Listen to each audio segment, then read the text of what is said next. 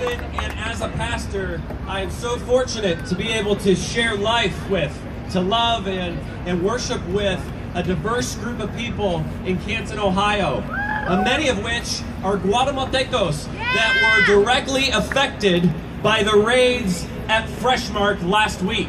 And so when I got the phone call that the raids were occurring, I rushed there.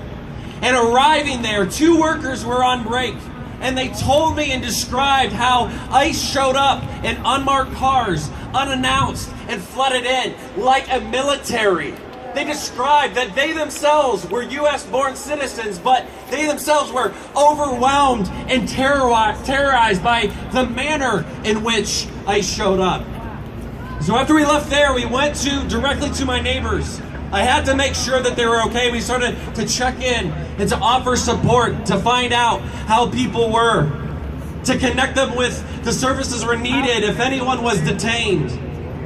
And I sat in my dear friend's living room, and she had tears welling up in her eyes with panic because she hadn't been able to get a hold of her husband yet.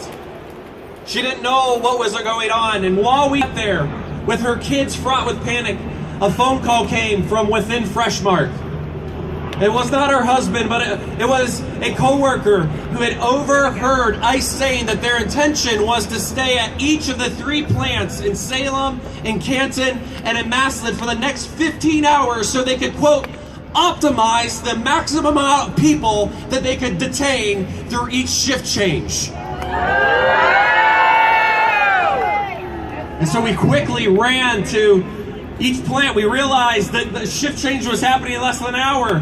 We had to warn people, so we had sidewalk chalk. And we began writing messages in the parking lot. ICE is inside. It is not safe.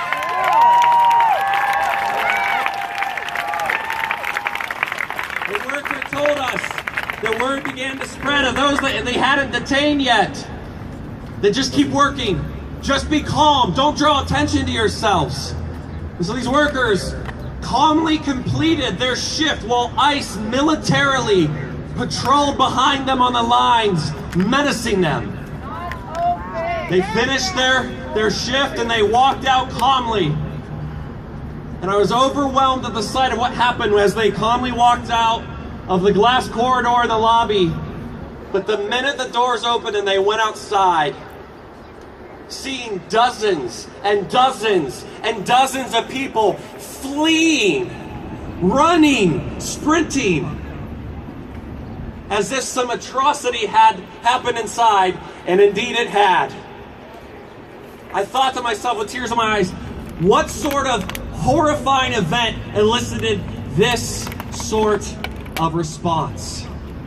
So what has the aftermath been for our community?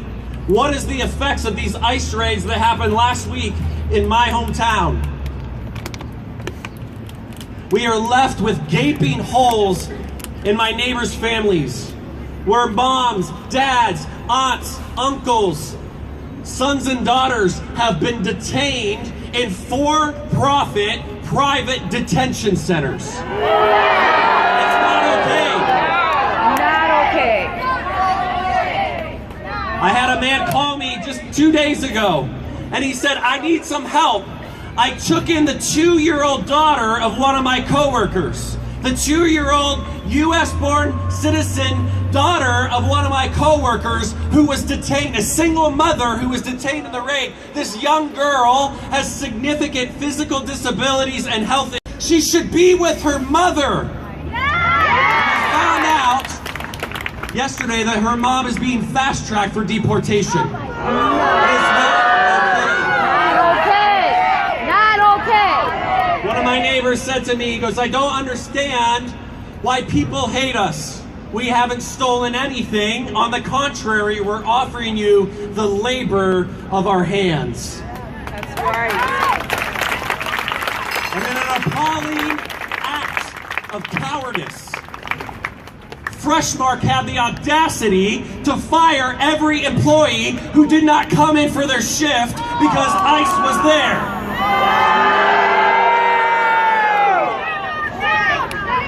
And not surprisingly, this is the exact response that the current administration and ICE expected.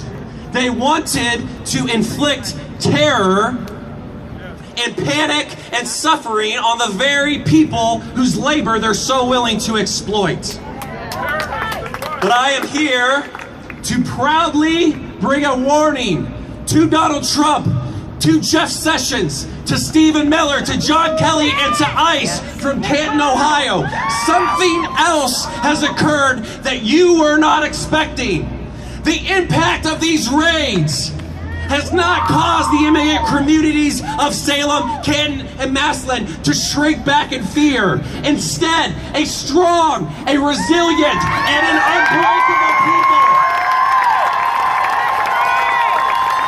have begun to organize and mobilize a unified response that will cause these policies of separation, of exploitation, of injustice, and white supremacy to crumble. We come with a message from Canton,